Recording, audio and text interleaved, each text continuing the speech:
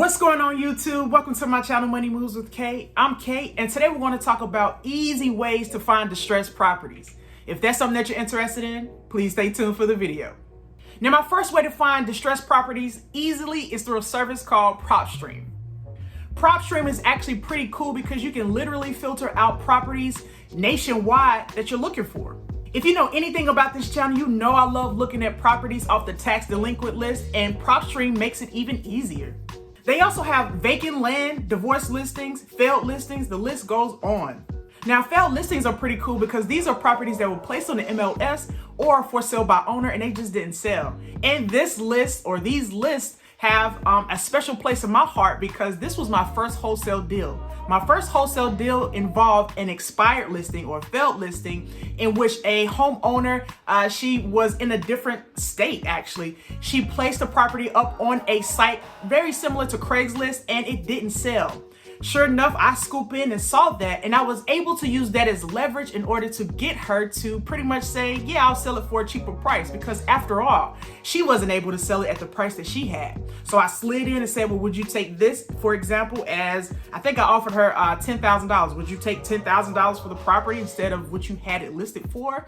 And she ultimately said yes. It really didn't take too much negotiation there, because with failed listings, if the owner tried to sell the property, they are really just hands up. It couldn't sell, it didn't sell, so they pretty much consider it a wash or consider it a loss. However, with this scenario, she was really eager to sell. Again, she was an absentee owner. She was out of state, and she was just like, yeah, whatever you can offer, just get it off my hands. I'm paying taxes for it. I don't want it anymore. Once I had somebody, and this was when I was in Germany, by the way. So I had somebody actually drive by the property. It was actually a former teacher that I taught with in North Carolina area. I said, hey, I'll pay you to go take some pictures of this property for me because I wanted to see how it looked. I didn't know how it looked. I just saw the expired listing. And she went to go take pictures, and I noticed something very key on that door. It was notice signs on the door, the yellow or pink notice sign. And I was like, yes, this is amazing. And this was a property that was a quad and a triplex. So yes, a long story short, expired listings or failed listings are a really good opportunity to find properties very easily. If you want to try PropStream, there is a link in the description for you to try PropStream for 7 days for free. All right. Give it a go, see how you like it, and see how easy it is to find these distressed properties at the click of your fingertips. So definitely give it a try. The next way to find distressed properties is to leave business cards in unusual places. And of course, yes, I'll definitely explain.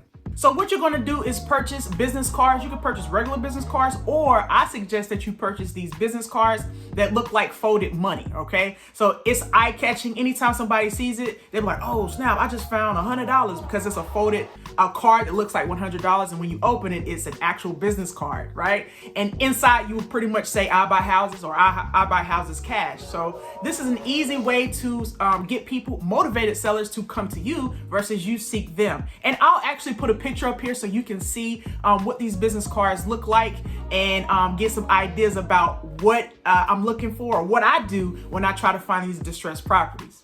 So what's cool about these business cards is that I leave them everywhere. Literally, I leave them everywhere. And when we go out to eat, I leave them on the table. When we are walking in the store, I leave them on the shelf. But more importantly, here's the kicker here. I leave these business cards in books at the bookstore. So hear me out, right? So what I do is I leave these money business cards in books that I know that, or I would figure that a lot of investors or motivated sellers would go towards. So these are books such as retirement books, right? How to retire. These are books such as real estate, finance. These are all books that I will slide my card inside, the card that looks like money, slide it inside so they will open it and say, if they're looking at a retirement book, they might say, I have a distressed property, or I have a property that I don't want anymore. It may benefit me and may push me towards my financial goals of retirement. I'll give this person a call, right? It's also a good way to just network in general, because I get a lot of buyers or investors call me and be like, hey, I saw your card in Barnes & Noble. I'm looking to purchase homes as well, right? So it's just a great attention grabber because they're looking in these areas, right? These categories of books. So it would behoove you to kind of market that way. This is like one of those ways that's kind of very sly and sneaky. but it's a great opportunity. I've received numerous of phone calls from folks who say, yeah, I'm interested in what you have going on. Tell me more. That's all I need, right? And from there, I can negotiate and kind of maneuver and see what properties they may have, or land. Of course, I love land. So that's just a great way to find these properties very easily. And again, have these motivated sellers come to you versus you seek them. And it just makes life a lot easier. If this video has brought you any type of value, go ahead and like, comment, share, and consider subscribing to the channel. It allows me to get this information out to you so we can all be lifetime learners, all right? Without further ado, let's get back to the video. The next way to find distressed properties very easily is to advertise on bandit signs. Now, this particular strategy, you will definitely need to go and find out your county or city's regulations and rules regarding bandit signs, whether there's a fine or whatever the case may be for you placing bandit signs out. But I'm pretty sure, I can almost guarantee that you have seen these I buy houses cash bandit signs, or I buy mobile homes cash, or land cash, whatever it is. You see these signs around your city or county, and you might wonder to yourself, who is this, right? Now, I'll tell you who that is. Those are either investors, people who have the money to purchase the properties, or they are wholesalers themselves.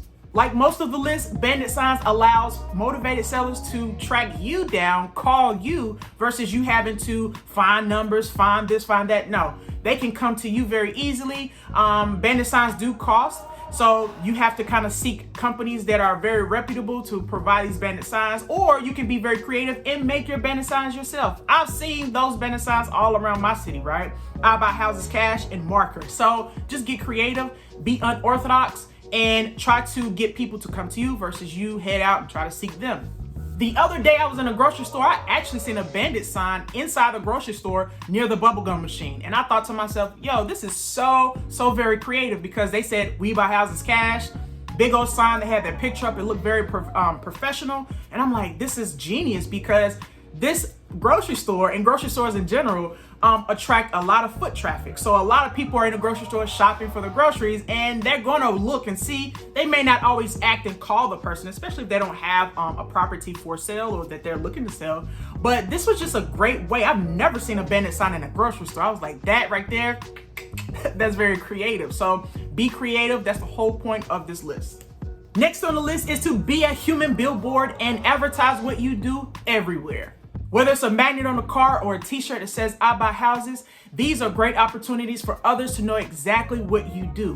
It sparks a conversation as well. I can't tell you how many times I've walked out in Walmart or wherever I am, and I have my I buy houses cash t-shirt on, and folks are like, yo, I have a property that I want to sell. Yo, my mom has a property, or there's a ton of abandoned properties in my neighborhood. How can I help? Or can I give you the information? I'm like, absolutely, you can give me the information, right? And a lot of times I will network and work with these folks who have the information as a bird dog. I'll get into that into my next way to find distressed properties.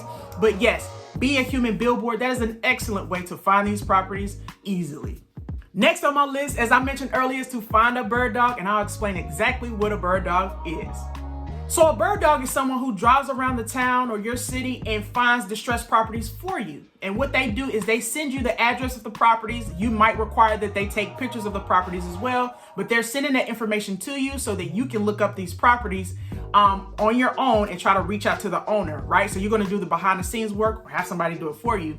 But bird dogs are people who drive around the city and find those properties for you, so you don't have to do that yourself. So a lot of people generally pay bird dogs based on if they were able to close on the home that was sent to them. So once the property closes, the investor and the bird dog might agree on terms as far as the percentage or a certain amount that the bird dog will get based on the closing. Others pay bird dogs based on each home that's sent to them. So for each home, they might say you get X amount of money for the home that you sent to me. You don't have to wait for closing. I don't have many investors that I know of that do this strategy. They typically wait till the actual property closes and then they break the bird dog off with some money. However, this is a strategy, right? So it just depends on how comfortable you are with each strategy and if you can come up with something more creative. But in general, this is just a way to find easy distressed properties, is to have bird dogs bring the properties to you. The next way to find distressed properties very easily is to place an ad on Facebook. Facebook ads is a reasonable price, and it also is a great way to find motivated sellers because you're able to target your audience. Through my experience, I have found that a lot of older folks, or I would say more seasoned folks, are on Facebook, and that is my target audience. Those who may have the assets, those who may have owned the property for 25 years, right? And may be out of state and don't want the property anymore, or backed on taxes, times have gotten hard, whatever the case may be, right? And they typically, because of the years and experience that they've had of ownership, they normally own the property free and clear. That typically comes with time. Not always. There are a lot of young folks and older folks who pay for the properties cash at the time of sale, right? But for those who have actually purchased the property, paid off the mortgage, that takes time, right? It could take up to 30 years, right? So keep that in mind when you're searching on Facebook. It's just a great way to just have all of your audience in one place. I have never found any of my target audience on Instagram or any other platform. Facebook, for me personally, has been a gem.